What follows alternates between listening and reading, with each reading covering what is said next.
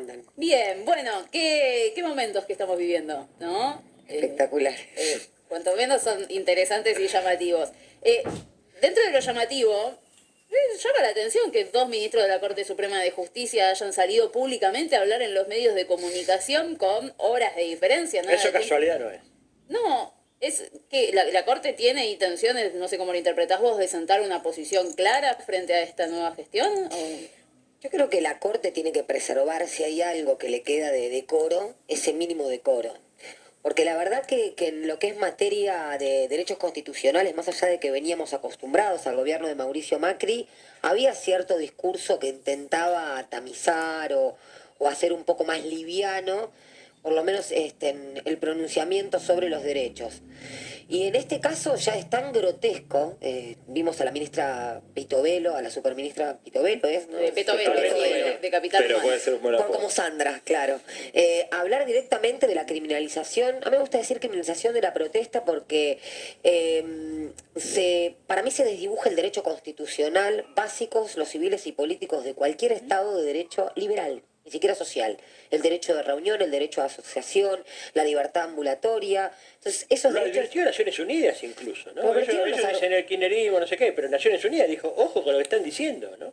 Y ya veníamos, o sea, con estos derechos coartados, de hecho, recordarán lo que fue la movilización ante la reforma previsional de Patricia Bullrich, los amparos que diciembre de 2017. se presentaban para que no se utilicen armas de plomo, lo recuerdo perfectamente, en contravención con una ley de la Ciudad de Buenos Aires, pero en este caso lo que es una violación y un quiebre del Estado de Derecho. Las garantías constitucionales no se pueden ejercer y esto se asimila mucho, no tengo temor en decir que parezca fuerte porque sucedió exactamente lo mismo en la última dictadura militar. Lo primero que se hizo el primer día de la dictadura militar fue establecer el estado de sitio, pero se previó el derecho de reunión de dos o más personas. Es decir, yo siempre repito lo mismo, el horror nunca se presenta como tal, siempre hay una narrativa que convalida el mal menor. Bueno, lo que pasa es que ahora tenemos que sancionar a las personas que no cumplen la ley. Esto es lo novedoso de este ciclo neoliberal. La ley es lo que ellos disponen. Utilizaron el discurso de la legalidad para llenarlo de contenido con lo mismo que hizo el terrorismo de Estado.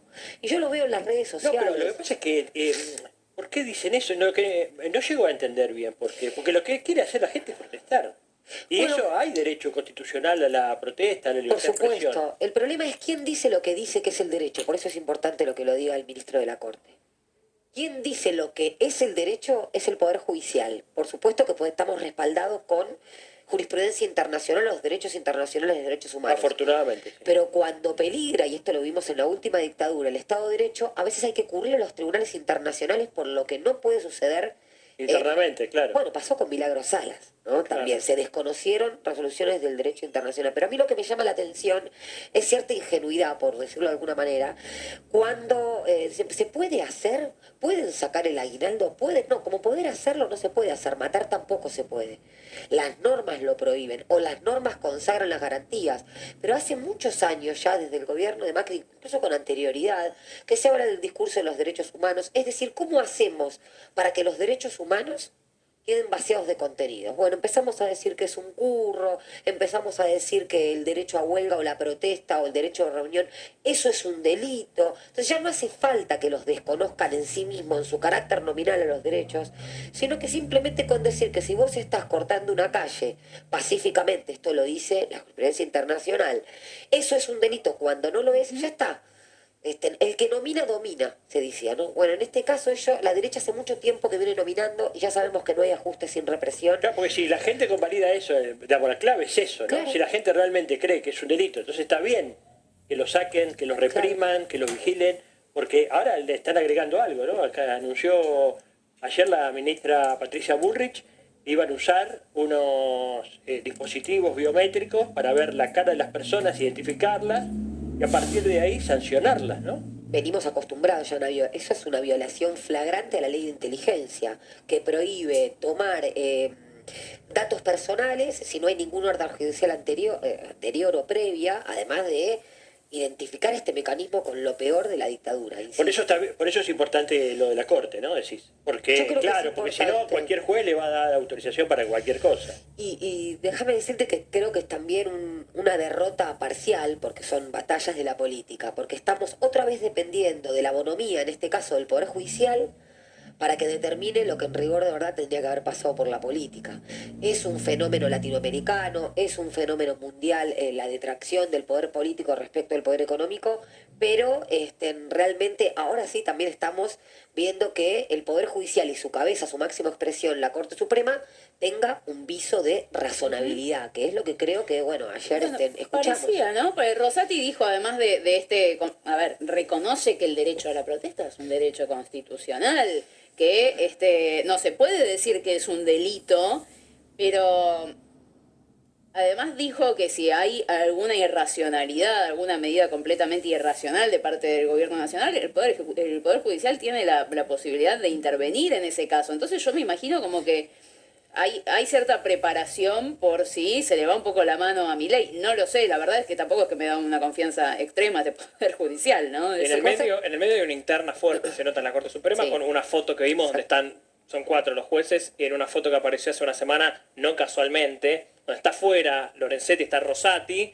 salió a hablar Lorenzetti, también con otro tipo de discurso, ya había publicado una carta hace algunas semanas, y Rosati ayer habló con Carlos Pagni, que parecía, la verdad que parecía, ya viene hace rato criticando a Milei, pero esto que dice tampoco es casual, digo, este tema de el derecho a la protesta, y salió hoy Jonah también a apretarlo directamente a Rosati y al presidente de la Corte Suprema. Podemos cuestionar un montón de cosas, obviamente a Rosati, lo que fue la labor de la Corte Suprema en estos últimos años, pero evidentemente se dejan ver en este tiempo de Milei que empieza a haber algunos roces. Recordemos que ahora también se viene la renovación del presidente. Rosati va a dejar de ser el presidente de la Corte, hay que ver quién lo reemplaza. ¿O cómo ves toda esta interna? Sí, y yo también veo otra interna, que es la interna de Macri con Milei. Macri está haciendo saber a Milei que es el dueño del Poder Judicial. Eso me gusta, claro. Y me parece que se fue sintomático el día de los famosos fallos judiciales que sobreseyeron a Mauricio Macri por el espionaje ilegal con el Ara San Juan, la apertura de la causa Tersur por parte de Cristina, la suspensión de las elecciones de Boca, y creo que la inconstitucionalidad del decreto 690 que declaraba servicio público esencial a la telefonía celular, etcétera. Entonces ahí yo creo que eso viene de la mano también de que Milei ha puesto sus funcionarios en el Ministerio de Justicia, ha ganado esa disputa también al Procurador del Tesoro, o sea, ninguno es Frankenstein asustándose de Drácula, ¿no? Pero No, porque hay que recordar, Sí. a mí me parece que en este punto no quiero empiojar el razonamiento, pero la verdad es que el kirchnerismo acaba de aprobar, o el peronismo hace muy pocos días, el juicio político de la Corte. O sea, en el medio está ese ruido, ¿no? Exacto. Claro. O sea, digo, para que nadie diga, no, la Corte lo que pasa es que como es el peronismo, sé que no. Con lo cual eso también va a ensuciar un poco el debate público transparente que deberíamos tener sobre las instituciones en la Argentina, ¿no? y yo creo que Esa es la Corte que tenemos. se le fue un poco de madre, digámoslo así, porque atrás está el poder real y al poder real no se lo puede, como decía Néstor Kirchner, limitar o conducir, sí se lo puede limitar, ahí está, no se puede conducir, se lo puede limitar. Y bueno, y la Corte del Poder Judicial anda dando vuelta, sabemos que integrantes y socios de integrantes de la Corte Suprema también fueron sujetos de espionaje ilegal, entonces ahí sabemos que está Mauricio Macri. En realidad lo que creo es que el Poder Judicial, yo lo había dicho en alguna oportunidad, le va a pasar lo mismo que al Poder Militar, ¿no? En su momento, a las Fuerzas Armadas con el juicio a las juntas. El Poder Real le va a soltar la mano. Quienes fueron los beneficiarios de la última dictadura, los conglomerados económicos, son los mismos formadores de precios de hoy, son los mismos que se benefician de estas fuertes transferencias de ingresos, de esta devaluación, y la verdad que creo que con el Poder Judicial le pasó eso. Y el Poder Judicial sigue con una autoamnistía para Total. seguir con similitudes con lo que fue la Total. dictadura. Los Pero milicos. por eso digo, ellos dicen no pasa nada. ahí está Macri tirando y diciendo, bueno, a ver hasta dónde llegan, están todos carpeteados, digámoslo, es esta la realidad. Y no me olvido que en el gobierno de Macri también hubo un pronunciamiento de la ONU respecto del plan estructural de injerencia del Poder Es verdad. Ejecutivo. Se espiaron hasta jardines de infantes, centros de estudiantes, sindicatos, además de familiares, en este caso de Lara San Juan. Fue el famoso proyecto AMBA que se desplegó a través de María Eugenia Vidal, y es una práctica, una política de gobierno, ¿no? Y aparte es el poder con peor imagen, viste que siempre se habla de las imágenes de Sí. tal dirigente político, de tal otra, y nunca se habla de la imagen del Poder Judicial, que es el poder con peor imagen en la República Argentina. Y sin embargo parece Sí. que bueno, que nadie eso no es ateniente a modificaciones. Una vez me acuerdo Así es. que estábamos en el programa de Roberto y hablamos con Zaffaroni. y yo le pregunté justamente si veía factible de alguna manera cambiar la conformación del Poder Judicial y él me dijo que solo con una gran crisis iba a cambiar. O sea que solo una gran crisis era capaz de que vuele todo por el aire y empezar de nuevo. ¿Crees que en esto que estamos viendo, en este gobierno que es distópico casi, por lo menos por lo que se anuncia, puede suceder eso? Yo creo que sí, recuerdo también el 28 de diciembre del 2001, unos días después del 19 al 20 de diciembre, en donde hubo la primera movilización a la Corte, después de que le declaró la constitucionalidad del corralito. Lo recuerdo porque fue una de las primeras marchas que fui por recibir de abogada. Ahora, en ese momento lo crítico era la Corte Suprema. Ahora me parece que mancha, como bien decís, Cristian, a todo el Poder Judicial. Y coincido con lo que dice Zaffaroni, y volviendo a la narrativa, fíjense cuánto hace que le vienen diciendo garantista, y hasta nosotros mismos utilizamos ese término como flexible, cuando en realidad el derecho es garantía. Claro. Si no, no hay derecho. Y es increíble cómo utilizamos las mismas categorías conceptuales de garantista es blando, no, todo lo contrario. Y la verdad que creo que sí, porque es un poder que ha servido un tiempo, nunca fue popular, pero un tiempo esta parte a nivel continental sirvió para gobernar y para lavar, ¿no? Un poco de la bandina a ese poder real, institucionalizarlo de alguna forma.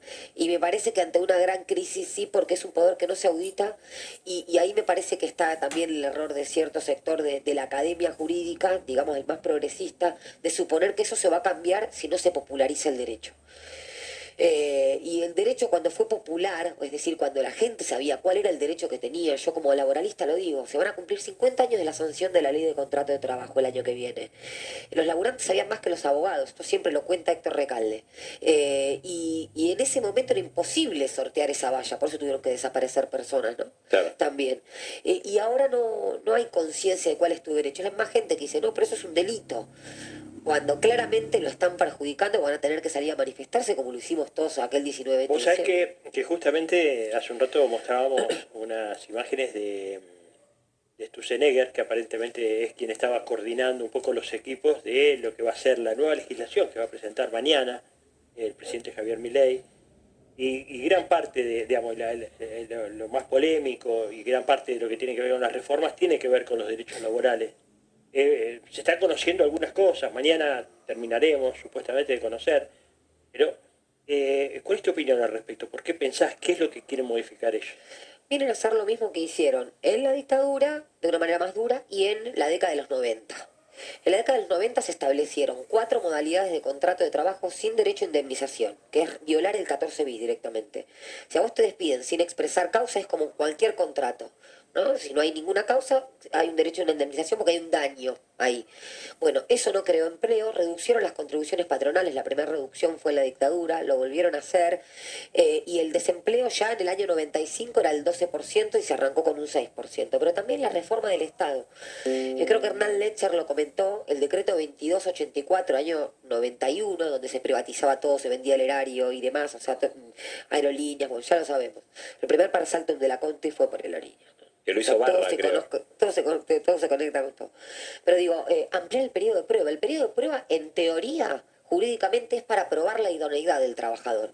8 meses no necesitas para ver si una persona es idónea para ese puesto. 3 meses tampoco, es una barbaridad. Entonces, la flexibilización es la destrucción como la toman ellos, de los derechos laborales al ingreso del contrato. Si vas a quedar efectivo, vas a estar 8 meses, se puede ampliar por convenio colectivo. Eso es lo que pasaba en los 90.